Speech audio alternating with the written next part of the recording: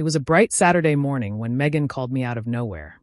Her voice had that familiar mix of excitement and authority I had learned to dread over the years. "Emma, I need a favor," she began, but I already knew that meant she wanted something unreasonable. I braced myself. "I want Jake to drive my guests to my party next week," she said, without even a hint of apology or hesitation. "You owe me this." I froze. My husband, Jake, was kind and patient, but he had his own life and responsibilities. I couldn't imagine him spending hours chauffeuring her friends just because she thought it was her right. "Megan, that's a lot to ask," I said cautiously, trying to keep my voice steady. "It's nothing," she replied airily. "You'll do it. It's what sisters do for each other." I took a deep breath and felt a familiar sting of frustration. Megan had always had this way of making everything about her. Growing up, she would twist situations to her advantage and make everyone else feel guilty if they didn't comply. She was clever, charming when she wanted to be, but always calculated. And here she was, doing it again. Jake came into the room just then, and I noticed how he stiffened slightly at Megan's words. I could see the conflict in his eyes. He wanted to say no, but didn't want to upset her. He's always been accommodating, but he didn't always realize when accommodation turned into manipulation.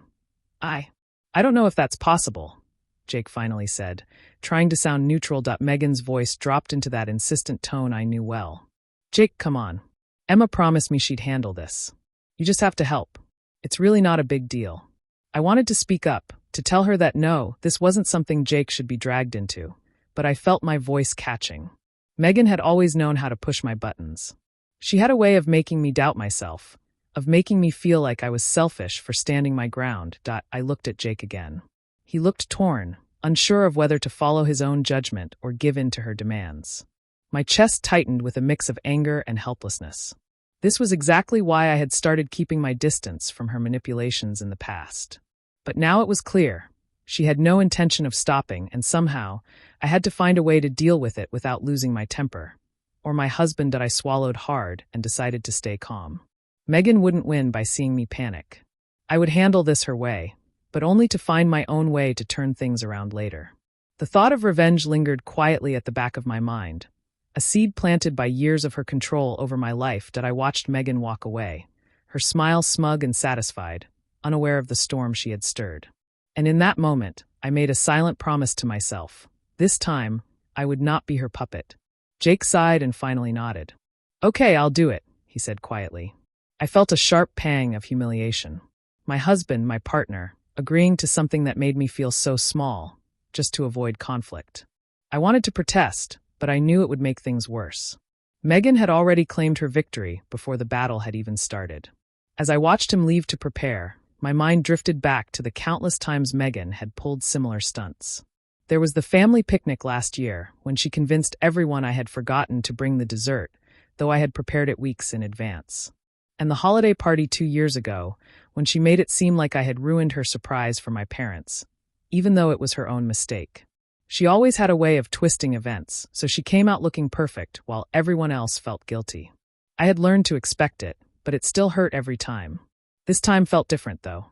I realized I couldn't keep letting her walk over me. I couldn't keep letting her dictate everything without consequences.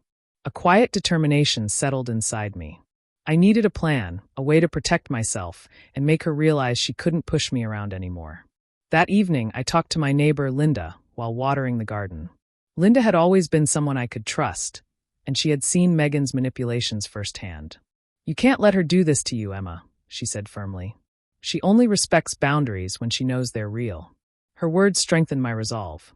I also found comfort in small moments with Tom, my coworker. Tom had always been kind and supportive, often going out of his way to check in on me at work. There was something in his quiet admiration that made me feel seen in a way Megan never allowed. Talking to him reminded me that I wasn't alone, even if it felt like Megan was trying to isolate me from support. Meanwhile, Megan started hinting at something more sinister. During a casual conversation at the family gathering, she smirked and said, "It would be a shame if people remembered some of your mistakes, Emma." Her tone was light, almost joking, but the message was clear. She was threatening me, trying to make me back down before I even had a chance to act. Instead of fear, it sparked something in me. I realized she was counting on me being afraid and compliant, just like before. But this time, I wouldn't be. The humiliation, The subtle threats and her constant need for control had pushed me to a point where I was ready to fight back. Not with anger, but with strategy. I promised myself that Megan would not get away with this again. I went to bed that night feeling a mix of frustration and determination. I didn't know exactly how I would handle her, but I knew one thing. I would find a way to turn the tables, and this time, I would win. A few days before Megan's party, I overheard her on the phone, speaking in that sly, excited tone that immediately made my stomach turn. "Yeah, Ryan's coming," she said. My heart dropped. Ryan, my ex-boyfriend, the one who had hurt me years ago, was being invited on purpose. Megan wanted drama, and I was supposed to be the one who suffered. That I turned to Jake, hoping he would have warned me, but he only shrugged. "I didn't think it was a big deal," he said, trying to sound casual. But his words made me feel even smaller. He knew how much this could hurt me, yet he chose to stay silent. It wasn't just Megan anymore. I felt cornered by him too. For the first time, I realized that some betrayals aren't loud or obvious. They're quiet, subtle, and can hurt just as deeply. That I tried to calm myself, telling Jake that I would handle it, that I wasn't going to let Megan ruin my night. But inside, a fire was growing. I hated feeling powerless, hated the idea that Megan and now even Jake could control my emotions with their actions. For years, Megan had found ways to manipulate situations so that I looked bad, and now she had found a new weapon.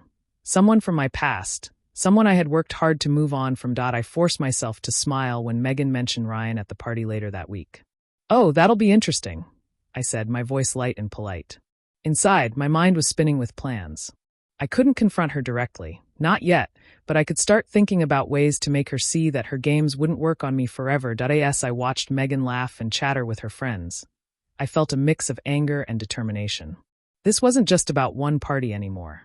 It was about years of manipulation, of subtle control, of being made to feel guilty for standing up for myself.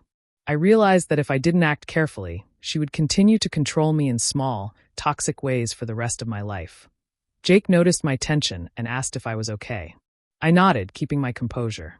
I couldn't let him see how shaken I truly was, not yet. Megan thrived on seeing fear, hesitation, or weakness in me. I had to appear calm, polite, and collected while planning my next move. By the end of the day, I had decided. This time, I wasn't just going to endure Megan's manipulations. I would turn the tables. Her little schemes, her subtle betrayals, and even Jake's silence had only strengthened my resolve. I would find a way to expose her selfishness and make her see that I was no longer someone to be toyed with. And though I kept smiling on the outside, inside a quiet, steady fire of revenge was beginning to burn. The day of Megan's party arrived, and I woke up feeling a tight knot in my stomach. Everything about the morning seemed heavier. Every small sound made me tense. I knew this wasn't just a simple gathering. Megan had spent weeks planning ways to make me feel small, and I could already sense the storm waiting for me.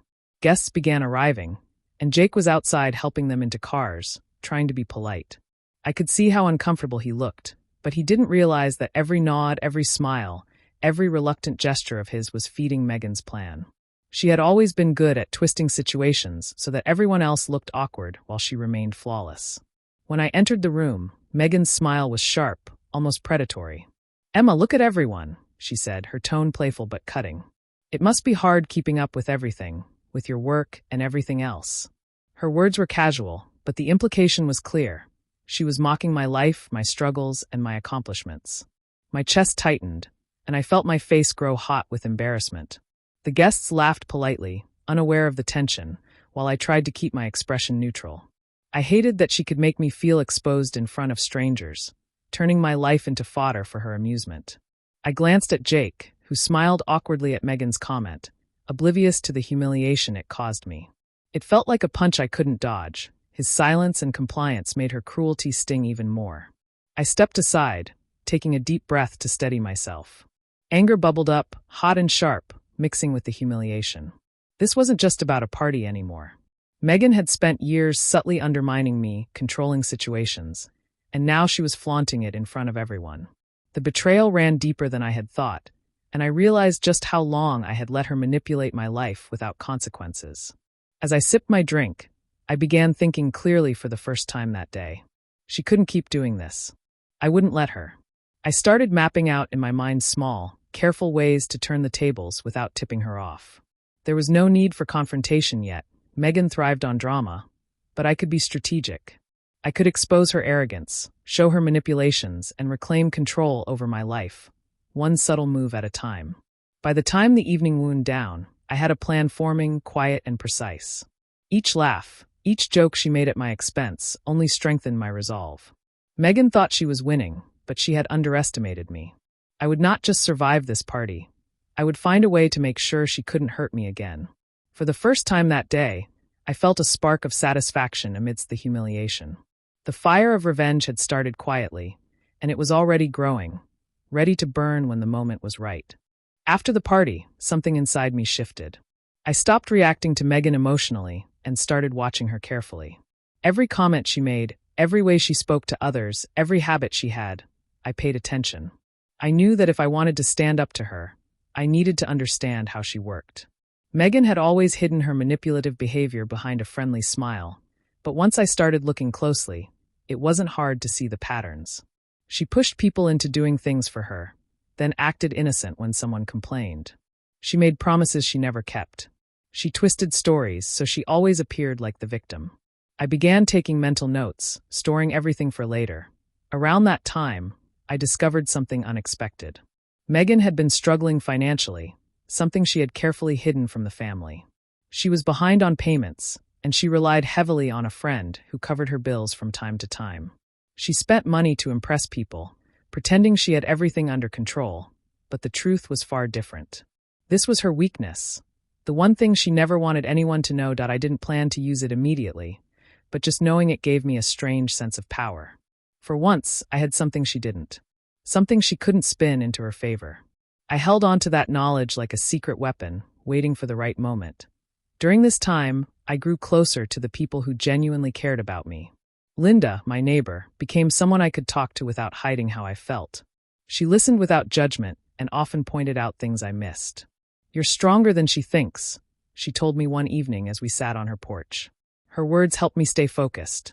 Tom, my coworker, also became part of my circle. He had always been kind to me at work, but now he became someone I could rely on. He never pushed too far or asked too many questions, but he offered support whenever I needed it. Talking to him made me feel grounded, something I desperately needed while dealing with Megan's constant games. With their help, I began shaping a quiet plan. I didn't want an explosive confrontation. I wanted something subtle, something that would show everyone who Megan truly was without me having to raise my voice. I wanted her lies to unravel naturally, to show the truth no matter how hard she tried to hide it. I moved slowly, watching her, gathering information, and preparing myself emotionally. I learned her routines, her pressure points, the people she relied on, and the people she deceived. The more I learned, the clearer my path became. Every step I took made me feel stronger. Megan didn't suspect a thing. She believed she still controlled everything. But I could feel the shift. I could feel the story changing. And even though I kept a calm face around her, inside I knew something was coming. Something she would never see until it was too late. I finally decided I couldn't keep my feelings bottled up anymore. One evening, after a long day, I sat down with Jake and looked him in the eyes. "Jake, I need you to be honest with me," I said. "Have you ever let Megan push you around like this because you're afraid of her?" He hesitated, his hands tightening on the mug he held. "Emma, I've always just tried to keep the peace," he admitted quietly. "Megan, she's been intimidating for years. I didn't want to cause a fight, so I stayed silent. I didn't realize how much it hurt you." Hearing him say it out loud hit me harder than I expected. For years, I thought I was the only one being manipulated, but now I saw that even Jake, someone I trusted completely, had been cornered by her subtle control. I felt a mix of frustration and understanding, but most of all, a renewed determination. If we wanted peace, I couldn't rely on anyone else to protect me. I had to take control myself. That night, as I reflected, something else came to light. While going through some old family documents, I stumbled across a note revealing Megan's long-term plan. She had been scheming to take over the family inheritance. She wanted to control everything, from finances to decisions, and she had been quietly working behind the scenes to make it happen. The realization made my blood boil. She wasn't just manipulative, she was ruthless. For the first time, I felt the full weight of the years of subtle betrayals and lies. Every time she had embarrassed me, pushed me around, or tried to control our family gatherings, it had been part of a bigger plan. She had underestimated me, assuming I would continue to comply, continue to stay silent, continue to feel powerless, that I began to see a path clearly forming in my mind. I didn't want to attack her directly or create a scene that would make me seem vengeful, that would play into her hands. Instead, I would expose her schemes in a way that was undeniable but calm. I would reveal the truth to the family, letting her actions speak for themselves. Everyone would see the real Megan without me having to stoop to her level. As I planned, my anger transformed into focus. I listed everything I knew: her financial lies, her manipulations, her attempts to control the inheritance, and her subtle public humiliations. Each piece of information became a tool I could use carefully and deliberately. By the end of that night, my resolve was firm. Megan had taken control for too long, and I would not let her do it anymore. The revenge I had imagined in my mind was no longer just fantasy. It was a careful, strategic plan. And this time, I would make sure she didn't even realize she was being exposed until it was too late. For the first time in years, I felt powerful, clear-headed, and ready. The tables were turning, and Megan would soon learn that I was no longer someone to underestimate. The family event arrived, and I could feel the tension in the air. Megan was bustling around, making sure everything looked perfect, her usual confident smile in place. She didn't suspect that I had spent weeks quietly preparing for this moment. I had arranged for small details to unfold in ways that would reveal her manipulations without me ever having to accuse her openly. As the evening began, I guided conversations subtly, dropping questions here and there, nudging family members to share what they knew. I listened closely to Megan's responses, watching for cracks in her composure. It didn't take long. Her carefully crafted image started to show signs of strain. A cousin mentioned an unpaid bill, a long-forgotten incident came up, and Megan's laughter faltered slightly. She tried to cover it, but the strain in her voice was obvious. I watched her panic quietly, forcing herself to stay composed. It was almost satisfying to see the confident, untouchable facade she always relied on start to crumble. She smiled and joked, but her eyes betrayed her, darting nervously whenever someone mentioned a detail she hadn't wanted exposed. At that moment, I realized just how much pain I had carried over the years. All those times she had humiliated me, manipulated situations, and made me doubt myself came rushing back. I had bottled up anger, frustration, and sadness for years, feeling powerless while she thrived. Seeing her falter now brought a complicated mix of relief and sorrow. It was vindicating, yes, but it also reminded me of the time and energy I had lost to her control. I stayed calm and polite, smiling as I offered help to family members and making sure Megan couldn't pin anything on me. Every small reaction she had, every subtle slip, added to the exposure I had been carefully orchestrating. She couldn't keep her secrets hidden anymore, not with me quietly guiding the flow of the evening. Megan tried to regain control, redirecting conversations, laughing loudly, and gesturing to distract from the truths surfacing. But the cracks were there for everyone to see. It was clear she had underestimated me, thinking I would remain silent and passive, as I had so many times before. By the end of the night, the effect of my quiet planning was undeniable. Megan was still smiling, but it was a strained, fragile smile. Her panic was obvious only to those who knew her well, but it was enough to start the ripple of realization that she was no longer untouchable. As I left the event, I felt a strange weight lift off my shoulders. Years of manipulation had left scars, but finally, I was beginning to take back control. The first stage of my plan had worked perfectly, and I knew that this was only the beginning. For the first time, I felt both relief and quiet satisfaction, knowing that Megan's power over me was starting to fade, and my life was slowly returning to me. Emma decided she would not fight Megan with shouting or anger. Instead, she waited, watched, and used Megan's own arrogance to bring her down. Megan had always believed she was smarter than everyone else. She thought no one could ever catch her lies. Emma understood this, and she used it as her strength. She quietly set things up so that Megan's own words and actions would expose her without Emma needing to accuse her directly. Whenever Megan tried to twist a story, Emma made sure the right people were present to hear it. She stayed calm, acted normal, and let Megan keep digging her own hole. And because Megan never expected Emma to stay so composed, she continued lying with full confidence. But this time, the lies didn't float away. They stayed in the air long enough for everyone to notice. Jake, who had been confused and distant, finally saw the truth with his own eyes. He watched how Emma handled everything with grace, even when the pressure was heavy. He saw how Megan slipped up, contradicting herself again and again. The moment Megan openly blamed Emma for something she clearly hadn't done, Jake realized he had been silent for too long. He stepped in and supported Emma, not out of pity but out of genuine respect. For the first time, he understood how much Emma had endured as Megan tried to maintain her image. The people who once believed her began to step away. They noticed the way she talked over others, the way she exaggerated small things, and how quickly she accused without proof. Emma didn't need to expose such patterns. Megan was doing it on her own. The more Megan pushed, the more obvious her desperation became. And slowly, her circle began to shrink. Some of Megan's closest allies started distancing themselves. They realized they had protected the wrong person. Their loyalty was built on lies, and once those lies cracked, there was nothing left for them to hold on to. Even the relatives who once defended Megan began to question her. They saw Emma's calmness compared to Megan's rising panic, and it became clear who had been telling the truth all along. Emma never celebrated or bragged. She didn't need to. Her quiet patience spoke louder than anything Megan tried to claim. The truth unfolded in front of everyone, not because Emma forced it, but because Megan's own behavior made it unavoidable. This moment brought a soft but powerful sense of justice. Emma didn't win by attacking. She won by staying true to herself. The divide in the family became clearer as people chose honesty over manipulation. And while Megan struggled to repair her falling image, Emma finally felt the weight lifting from her shoulders. Her strength wasn't loud, but it was steady, and it guided her through every moment until the truth stood on its own.